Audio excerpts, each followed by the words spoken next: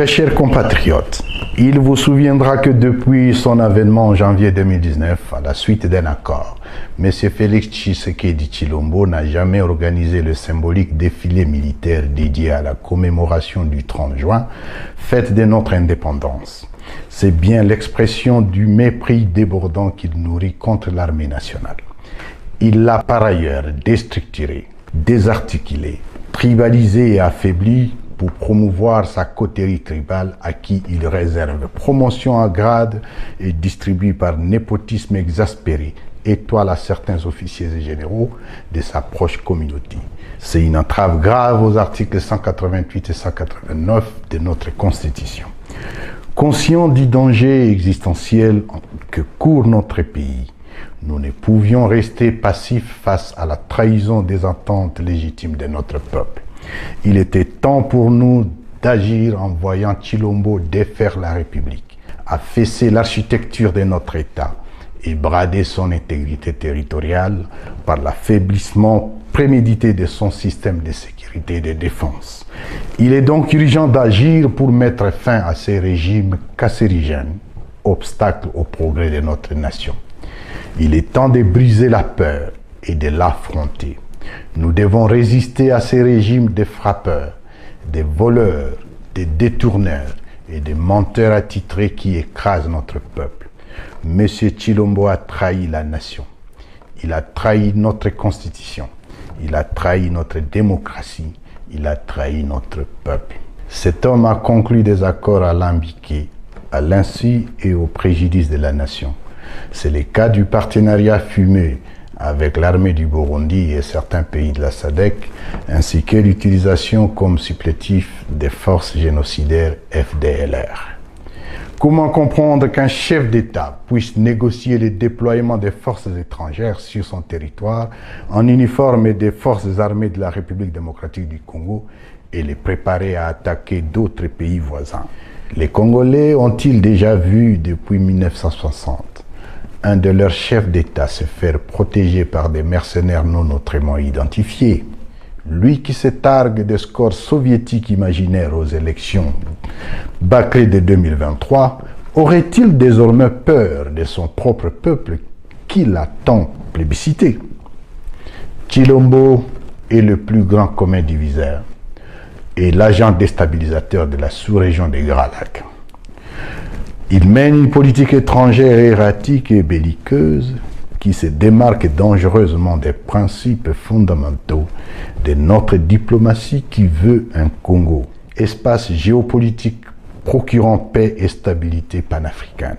Sans vision stratégique ni objectif spécifique, sa diplomatie privilégie de nombreux voyages dispendieux avec sa clique tribale et son obstination maladive à enflammer des conflits dans la région. En cette commémoration du 64e anniversaire de notre indépendance, notre pays est dans un état d'effondrement et d'inefficacité d'apporter des réponses aux attentes de ses citoyens. Sécurité, nourriture, soins médicaux, éducation, emploi, logement, électricité, salubrité, pouvoir d'achat, tous les indicateurs sont au rouge. La République démocratique du Congo se classe au 164e rang sur 174 pays selon l'indice du capital humain 2020. Plus de 25 millions de Congolais sont exposés à l'insécurité alimentaire et à la crise d'urgence, dont environ 6 millions en Ituri, au nord et sud Kivu. Le nombre de déplacés internes est estimé à près de 7 millions. En 5 ans, la dette nationale a atteint 10 milliards de dollars, fruit de la corruption du régime, se rapprochant dangereusement du niveau d'avant-annulation de 2008. L'inflation est chronique, avec un taux supérieur à 25%. Le taux d'accès à l'électricité est le plus bas du continent, soit moins de 15%. Nous pourrions continuer cette litanie de constats catastrophiques, de gestion maléfique, sous cette gouvernance erratique et improductive, mais là n'est pas le propos. Entre-temps, à Goma, comme à Beni, Lubero, en Ituri et à Lubumbashi, les Congolais sont tués quotidiennement par dizaines. Oui, ils sont tués, massacrés des fois par la propre garde de Tshilombo, alors que lui seul n'a jamais été au courant de rien.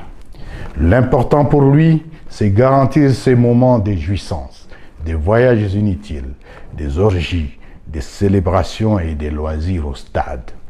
Ce pouvoir est patrimonialisé autour d'un chef qui se veut roi du Congo, entouré de sa mère, de ses frères, de ses cousins et de ses amis, sans compter la pseudo-union sacrée, son nouveau clan élargi au partage du gâteau Congo. Désormais, en République démocratique du Congo, ce sont des personnes insignifiantes et insensées qui occupent les devants de la scène au nom d'une écurie mafieuse.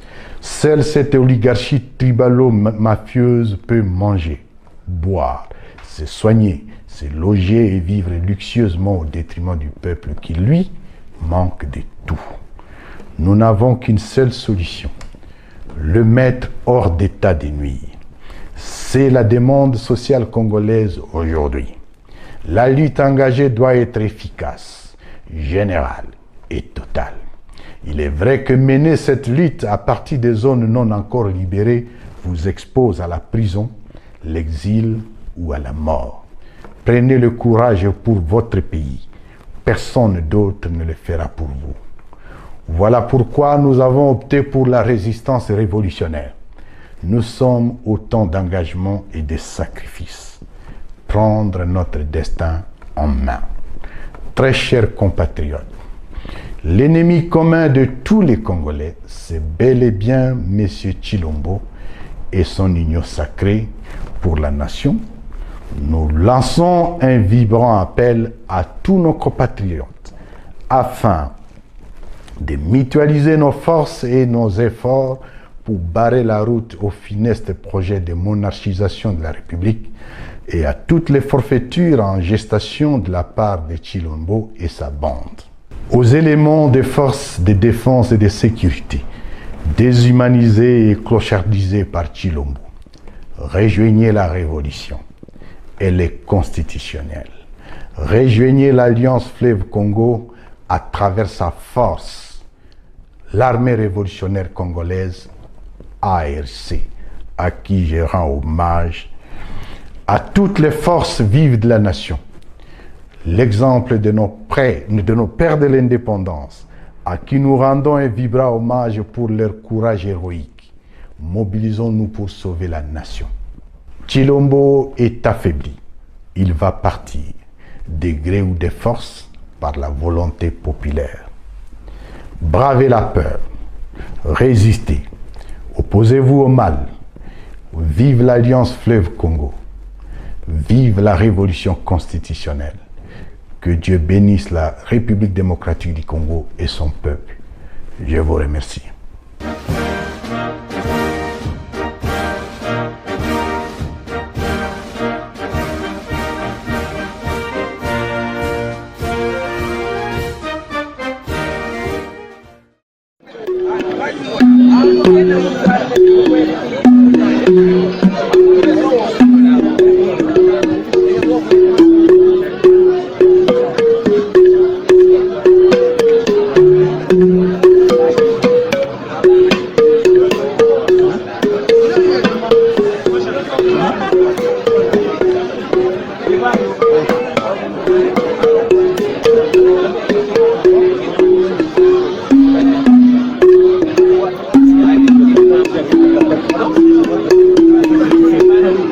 C'est la masse.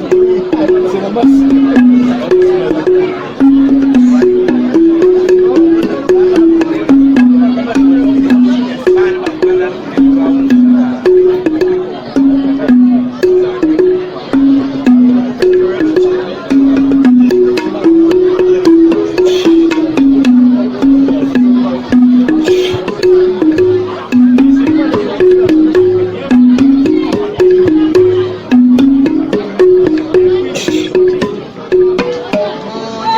Là.